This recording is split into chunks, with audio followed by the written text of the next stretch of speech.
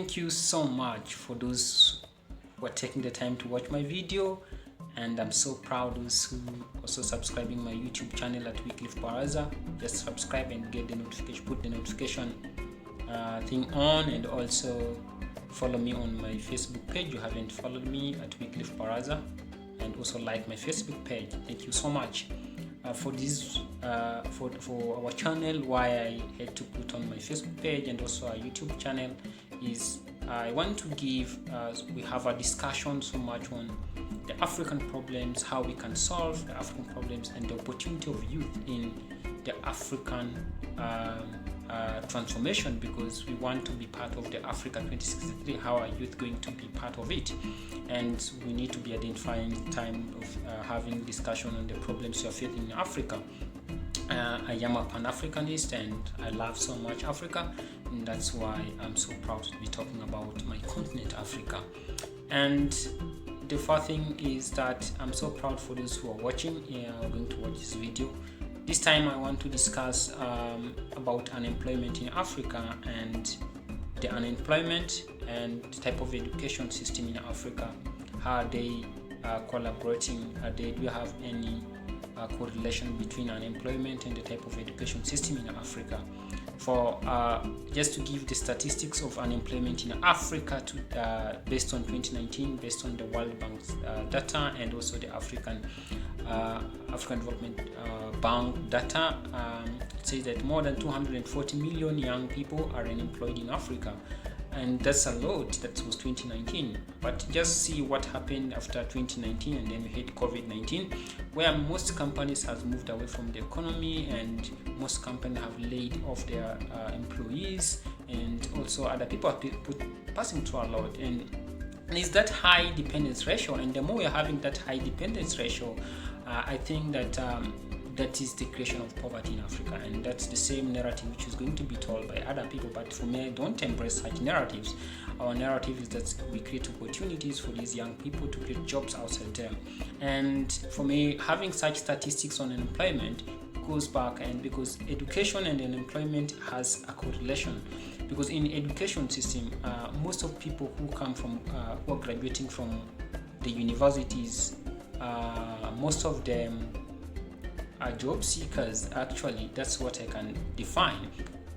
And for someone to go into a job creation industry, he must pass through a transformation education, and education has a lot to work on employment, on how can we resolve the African unemployment, and how can we make Africa a green pasture again, because that's something we are fighting as young youth in Africa, to embrace that the youth, we need to embrace ourselves to create jobs outside them. And these are the things which education system, when you see like these are the gaps where most of the African education system and education institutes, they have been passing through institutions. And first of all, the first one thing is most of our education system have been embracing so much on grades than innovation ideas. Most students who are passing through these schools, they are just embracing. What do they embrace? They're just embracing the grades. They want just to get those good grades, and after that, if they move away, they graduate from these universities, they never make it outside there to maybe even get a job. They stay for 3 or 4 years or 5 years sometimes not getting such jobs. But those are such gap. That's the gap which is in our education system now. It's not creating jobs creators, creating job seekers. And two, also we see Africa never believe in the education system, and this is something affecting so much most African countries, because in Africa we believed in democracy, which is okay, fine. A democracy is the government of people, by the people, for the people. But for me, it changed. Democracy, I don't know if it's going to work in Africa, but on my side, democracy can't work in Africa, because if you go, I'm not someone who believe in majority ideas. Sometimes majority ideas kill the country, kill the nations. But I will embrace it because it's it's a democratic country, continent, and because most of the people in Africa, they don't believe in the education system, because one, you can find that in one of the nation, maybe the minister for education who was appointed to ensure that the country has the best education quality. If you go to his family, all her kids or his kids are not studying in Africa, they're not even studying in the institution. He is given a mandate to ensure that the institution becomes okay. Those are such things that they don't embrace. We don't believe in our own system. We end up taking back our students outside Africa to go in. It's okay. It's another way of doing it, but we need to ensure that there's a gap. Why should we believe in other people's education system than your own education system as a leader? And also, we never embrace in failure. In universities, most of the time in our education system, if you fail, you're being told that you won't success. If you fail according to their grades and everything, you won't success. But actually, those are things we need to change in our system. That our education system, it's not just there to embrace people who just pass with the grades, but it needs also to embrace failures and ensure that these people can move on and believe in their ideas and make ideas outside there.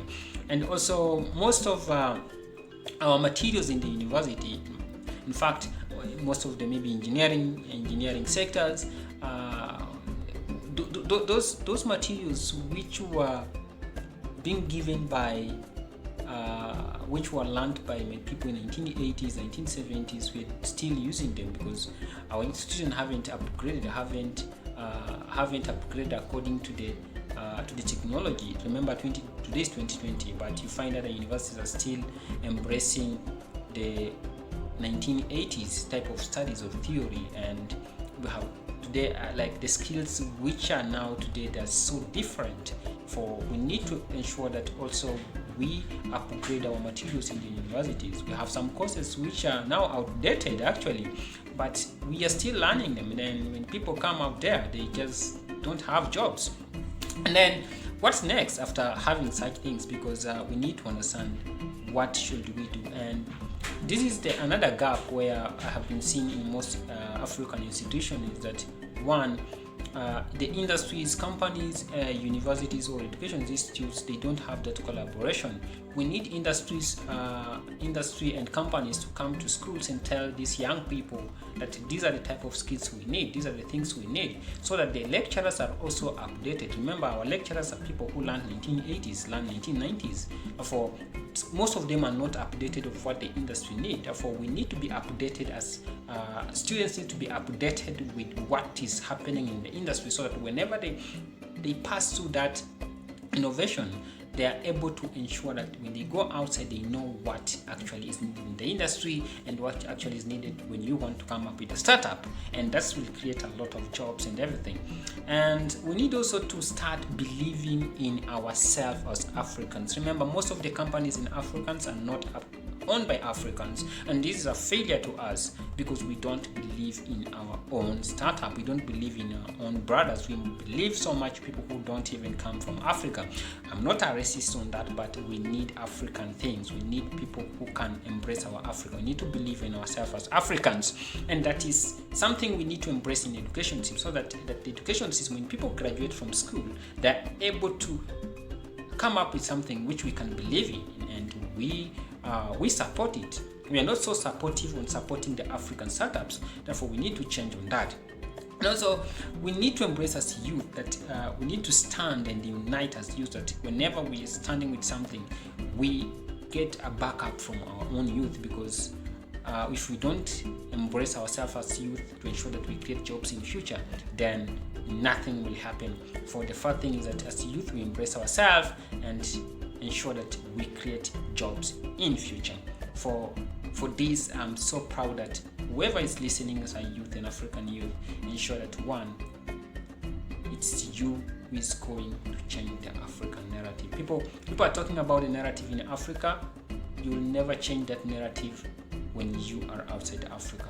We will never change that narrative if you want to fail. We will never change that narrative if you won't change our systems around.